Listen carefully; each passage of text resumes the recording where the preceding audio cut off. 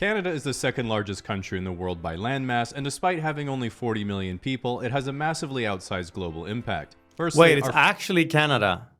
I'm guessing this guy's Canadian, huh?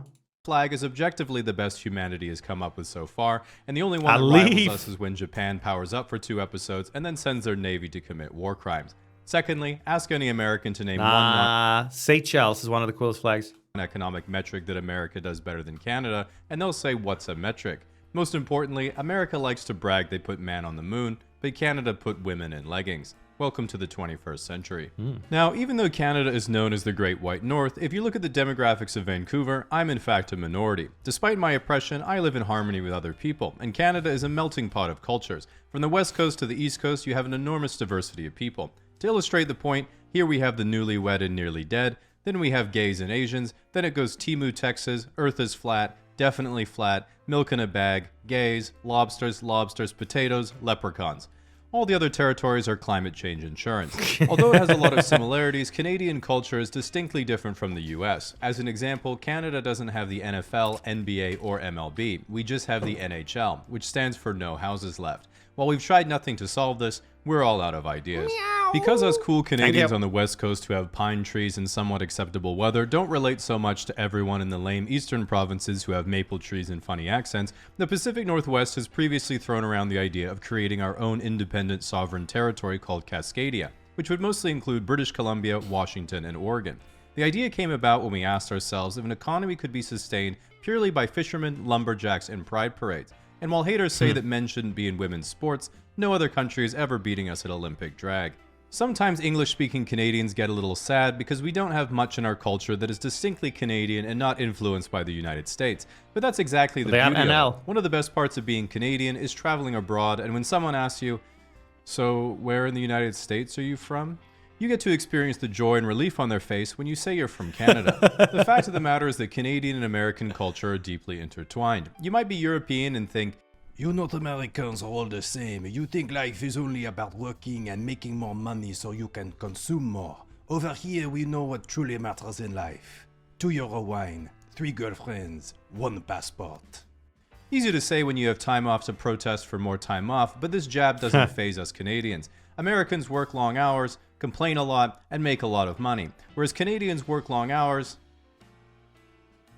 Similarly, the moment a Canadian goes to Europe and is like, wait, everything's closed from 2 p.m. to 7 p.m. and every Sunday? Every street is one way? Why does it look like they just tacked on traffic lights to 300-year-old cobblestone roads? Where's the street parking? Where are the highway systems to connect us to Costco? We then suddenly become aware there isn't a single IHOP, Tim Hortons, Denny's, or 24/7 drive-thru literally anywhere, and we realize this isn't work-life I can't relate to that. balance. This is some bullshit, and we stand with the Americans as our own brethren who especially do not tolerate being hungry under any circumstance. Maybe drive-thru, I don't know. When you ask someone to think of things that are for real Canadian and not American at all, there are only a few things that come to mind. Beavers, moose, hockey, poutine, Rush, NymN, the big comfy couch, Terrence and Phillip, Little Bear, Franklin, This Cancer Patient, both Ryans and Nelly Furtado, Nathan Fielder, the Trailer Park Boys, the Scourge of the Earth, and of course maple syrup. But what truly defines Canadian culture is how we measure things, as we're not just bilingual in both imperial and metric, but we also just make up measurements as we go along. People and objects are weighed in pounds, but not food. We measure that in grams and milliliters. We measure alcohol in mils and liters, but a bottle of gin is a 2/6 and a glass of wine is in ounces. A person's height is measured in feet and inches, and short distances are also in feet. But if something is at the end of the block, we'll tell you it's like 50 meters away. Only old people use yards and miles. But that's okay, because all of us take pride in being able to poorly convert it to metric for you. Long distances are not measured in kilometers or miles, but are instead measured by the time it takes you to get there. All temperature is measured in Celsius because Fahrenheit just makes no sense at all. This excludes the oven. That should obviously be in Fahrenheit, as we all know Celsius only goes up to 100. A major difference between Canada and the US is our slang. For example, what do you call this? We call this pop, while you guys call it soda. You call this a beanie, and we call it a toque. We would say this is a washroom, you would call this a restroom.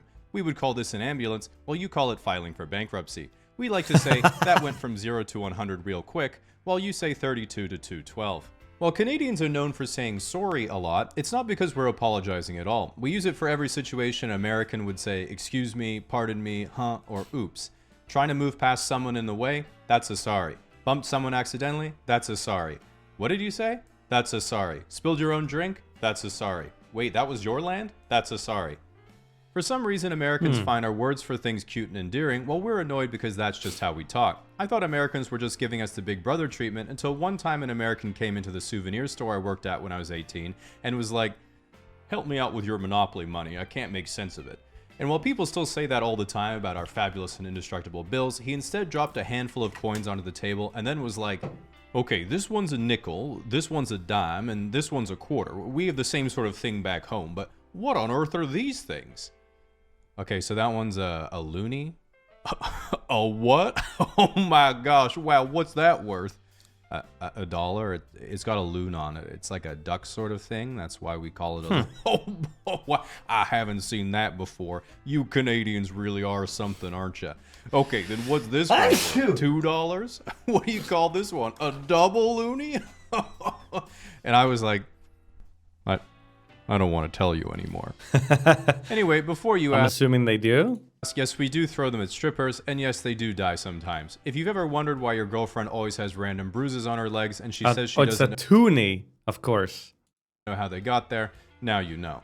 At the end of the day, there's really only one way for Canada to be better than it is, which is if Air Canada Is that why were it's called Looney Tunes? replaced by literally any other airline. Besides that, only a few suggestions have been worth considering, like when Trump threw around the idea of the United States becoming part of Canada. While this would increase the amount of provinces we have to 60, it would require some sacrifices. First of all, the force field we built on the southern border would have been for nothing. Secondly, guns would be everywhere, particularly in my possession, causing a threat to general safety. While Americans would finally get universal healthcare, that would bankrupt us all. And while the little morsel of British education we still have in us would be cancelled out by the American education system, I'd finally be able to get a good brisket. All in all, not a bad trade-off for America to be run by Canadians from here on out. Now, if you're someone who's been threatening to move to Canada every 4 years if the guy you don't like gets in, you're cooked when I get in and there's nowhere to go. At least nowhere that's covered by your cell phone provider's roaming plan at a reasonable price, which is why today's sponsor Saley has you covered. If I were the dictator of Super Canada, I would be advising my inner circle to flee to places like Australia or Japan before my incompetence could take its toll. But that might be annoying because it would cost $10 to $15 in roaming fees per day for You guys most watch this, people, I'm gonna get some making water. it not worth the effort. Instead, if you just download Saley on your phone, you can quickly and easily download an eSIM and get data packages and cell coverage in over 180 countries, entirely eliminating roaming fees. You can also choose regional or multi-country packages if you think I'm going to hunt you down whatever country you flee to. Other than saving money, you avoid the risk of losing your original SIM card if you want to try to finesse the locals for a physical SIM, which I have personally come out the loser of every time so far. Bonjour. If you'd like to give Saley a try, you can scan the QR code on your phone, download the Saley app, then use the code CASUALLY at checkout for a 15% discount. Okay.